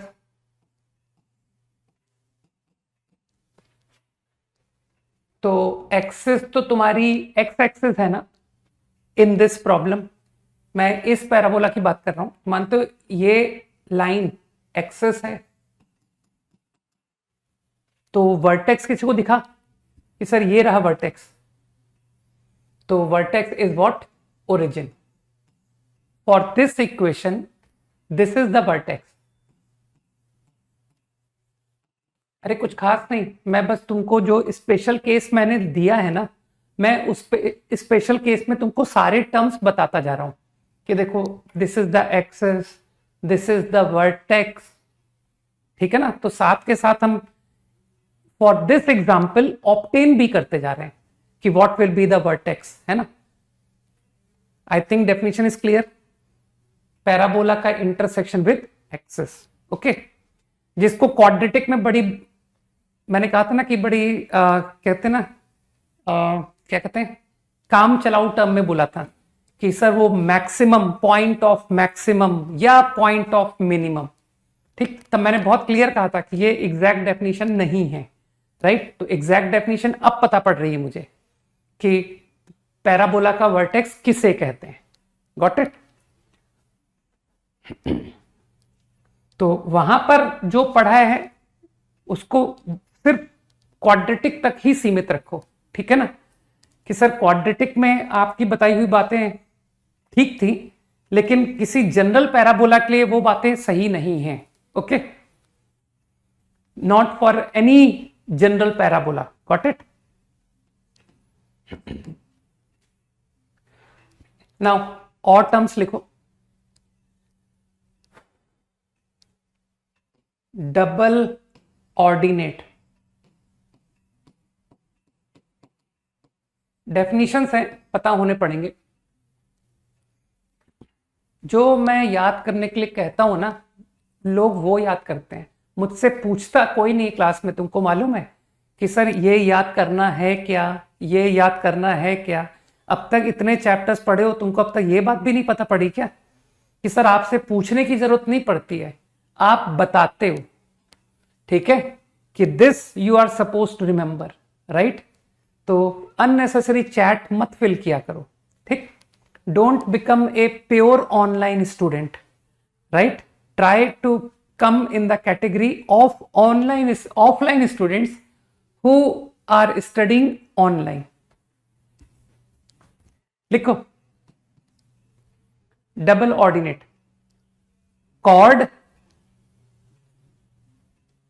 chord which is perpendicular to axis. chord which is perpendicular to axis.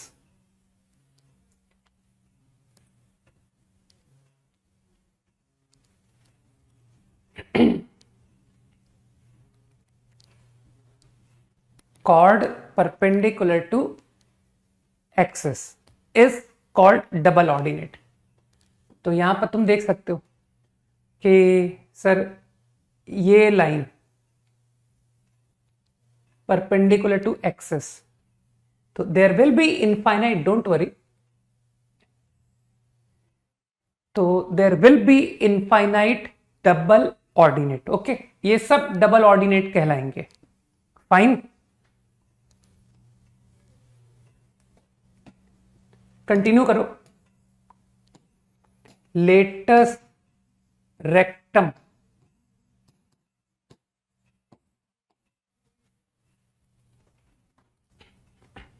लिखो double ordinate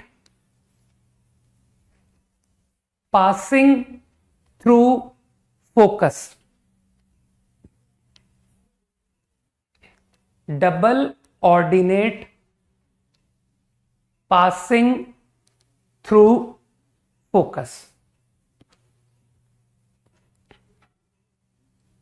is latus rectum, okay. तो I think you will understand कि sir out of infinite double ordinates, है ना, बहुत सारी double ordinates हैं, उनमें से एक double ordinate which is this is called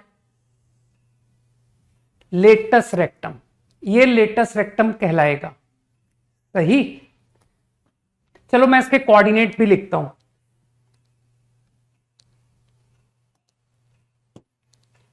x equal to ए. यार y कोऑर्डिनेट तुम पुट करके निकाल दो ना कि sir Y square equal to 4a square. तो y comes out 2a, y comes out -2a. सही. Extremities of latus rectum. Latus rectum का एंड पॉइंट्स. ठीक है.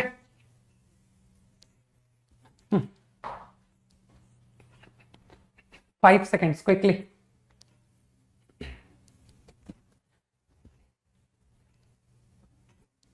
अब मैं यूं ही तुमसे ओरल टर्म कुछ बोलता हूं, है ना, जो मुझे लगता है कि मुझे डेफिनेशन की तरह बोलने की जरूरत है नहीं. ऐसे ही सोचना. अगर मैं तुमसे कॉल करूं फोकल कॉर्ड, कि फोकल कॉर्ड किसको कहेंगे, तो तुम खुद नहीं सोच पाओगे कि सर फोकल कॉर्ड किसको कहा जाएगा. सोचो सोचो.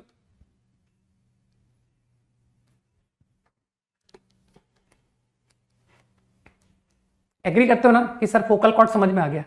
अरे कॉर्ड पासिंग थ्रू फोकस, है ना. आप फोकस से इनफाइनाइट कॉर्ड बनाइए. They are all focal chord. जिसका एक एग्जाम्पल तुम्हारे सामने है कि सर ये लेटस रेक्टम भी तो फोकल कॉर्ड ही हुआ, है ना. तो focal one of the focal chord will be latus rectum. अब ऐसे ही ओरली सोचना. मैं जो बोल रहा हूं उसको ध्यान से सुनना. Tangent to parabola at vertex. बताओ. Tangent to parabola at vertex. किसी को दिख रही है कि सर इस डायग्राम में मैं बता सकता हूं कि कौन सी लाइन टेंजेंट एट वर्टेक्स कहलाएगा. सोचो.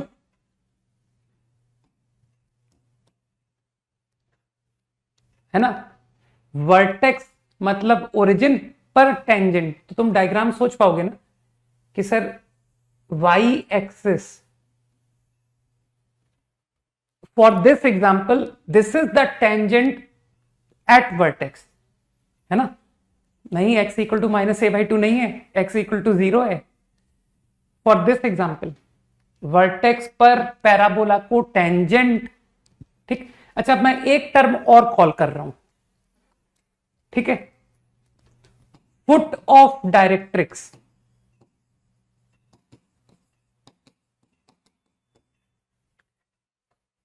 फुट ऑफ डायरेक्ट्रिक्स किसको कहेंगे बताओ. कॉमन सेंस से बताओ. Foot of directrix. किसी को अगर वो कोऑर्डिनेट मिल जाए तो बताना. बिल्कुल ठीक यश. तो डायरेक्ट्रिक्स ये रही. इसका फुट ऑब्वियसली वो एक्सिस के पॉइंट की बात कर रहा है. ये जो कोऑर्डिनेट है ना, ये कोऑर्डिनेट, ये कहलाएगा foot of directrix. Got it.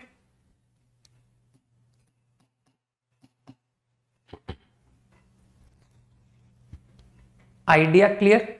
तो जस्ट जो मैंने कुछ स्टैंडर्ड टर्म्स इंट्रोड्यूस किए उनको तुम समझ गए. ठीक है. Latus rectum, focus, vertex, axis, tangent at vertex, है ना. I think all clear. ठीक.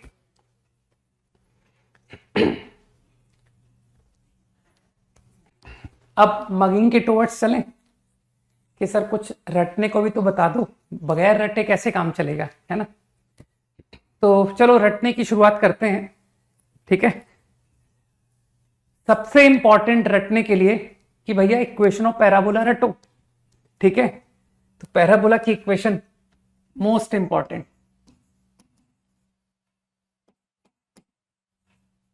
इसके लिए यार मैं नेक्स्ट स्लाइड यूज करूंगा, है ना.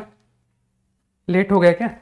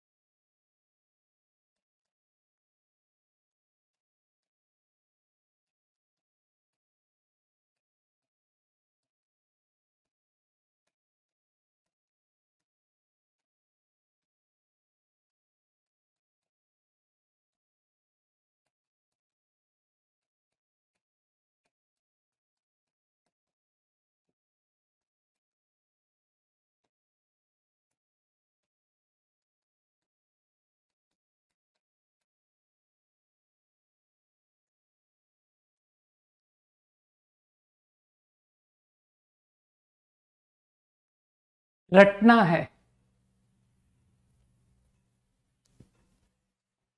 चिंता मत करो, घर के लिए कुछ रटने का टास्क दे के भेजूंगा, ठीक है ना। अच्छा, कल का होमवर्क पहले लिख दूं ना, तो कल का होमवर्क थोड़ा कम रखते हैं ना, कि सर थोड़ा पैराबोला कवर किया जाए। तो कल के लिए होमवर्क बहुत लाइट है, ओनली एक्सरसाइज 3। उसमें भी तुमको पता है कि सर 2 क्वेश्चन तो आपने काट ही दिए, है ना, तो बच्चे सिर्फ 13। तो एक काम क्यों नहीं करते हो, इसके साथ में एक छोटा सा पीटी भी करके ले आओ, सर PT 1 प्रोफिशिएंसी टेस्ट 1, ठीक।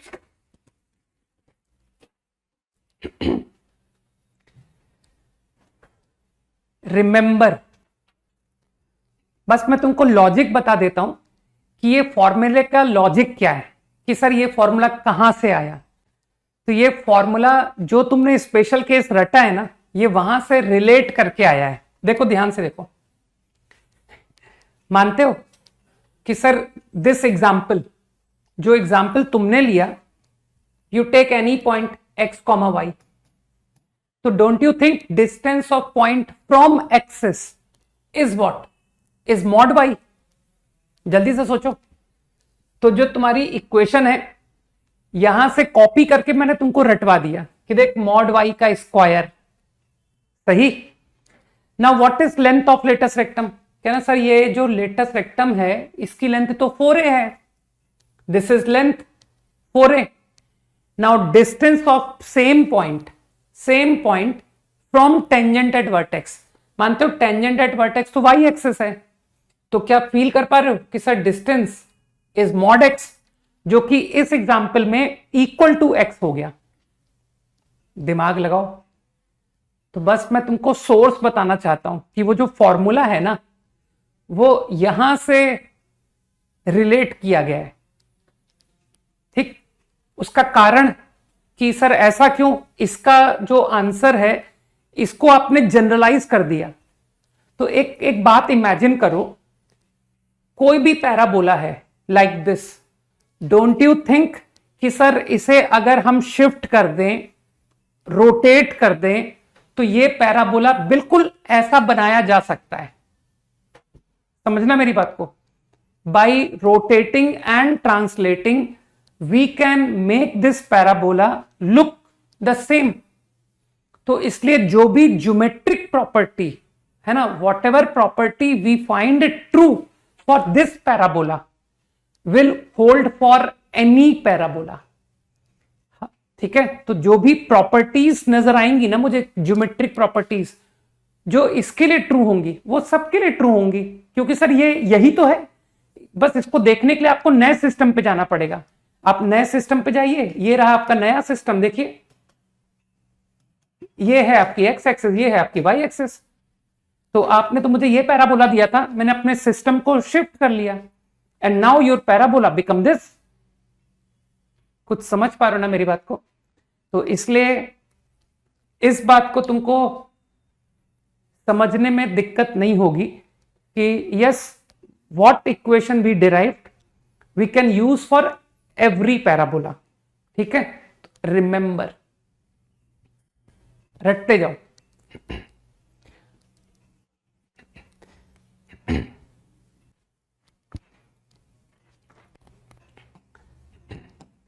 अब कुछ बातें और मैं रटने के लिए बोलता हूं, ठीक है ना भाई, इसका फायदा होगा कल जब अपन प्रॉब्लम्स करेंगे ना थोड़े बहुत, तो तुमको अच्छा रहेगा ना कि सर ये बातों को मैं घर पे रिवाइज करके आया हूं, तो कल मुझे समझने में और इजी होगा। तो इसलिए मैं एक दो बातें तुमको और बता देता हूं टू रिमेंबर, है ना, कि सर क्या और क्या रटे। ये कोई भी पैराबोला है, एनी जनरल पैराबोला, तुमको क्या रटना है, ये एक्सिस है, अच्छा नहीं बना ना, अब अच्छा बना, अब देखने में अच्छा लग रहा है कि सर ये एक्सिस है, ये वर्टेक्स है, ठीक। नाउ व्हाट टू रिमेंबर, कि जो डायरेक्ट्रिक्स है और जो, अरे यार इतना खराब कैसे कोई बना सकता है, जो डायरेक्ट्रिक्स है और जो फोकस है, ध्यान से देखना मैं क्या बता रहा हूं। फॉर कन्वीनियंस मैं क्या करता हूं, ये जो वर्टेक्स है और जो फोकस है, I call it A, this length to be A, okay, this is my focus. And I also remember कि सर अगर ये ए है ना, तो ये डिस्टेंस भी ए होता है, ये भी ए। और आपको थोड़ी सी बात इंपॉर्टेंट बताता हूं कि जो आपकी लेटस रेक्टम बनेगी,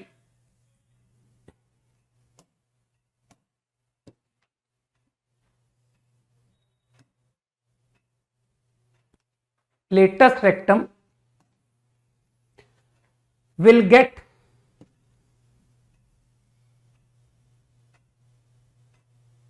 this distance 2a,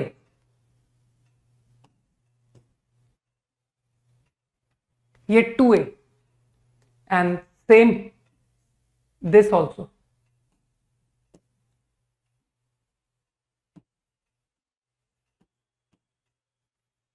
बस इतना तुमको याद करने को सजेस्ट कर रहा हूं। रिमेंबर कि सर ये हमको याद करना है, ठीक है। अभी तुमको बताऊंगा, अभी लास्ट नेक्स्ट क्लास में तुम देखोगे, तुमसे वो पूछेगा एक्सट्रीमिटी ऑफ लेटस रेक्टम निकालो। अभी तो इसको याद करके आओ, फिर मैं तुमको कल एप्लीकेशंस दिखाऊंगा, डोंट वरी, ठीक है। तो बस इतना रट के आना कि सर पैराबोला, वर्टेक्स से फोकस का जो डिस्टेंस है वही वर्टेक्स से डायरेक्ट्रिक्स का डिस्टेंस है, और जो वर्टेक्स से जो फोकस का डिस्टेंस है ना, फोकस से end point of latus rectum का डिस्टेंस ट्वाइस है, ठीक। तो बस तुम इतना जरा सा एक बार अच्छे से देख के आना, ओके। और जब प्रैक्टिस करोगे तो चिंता मत करो, सब दिमाग में बैठ जाएगा, ठीक है। चलो भाई, गुड नाइट, जय हिंद।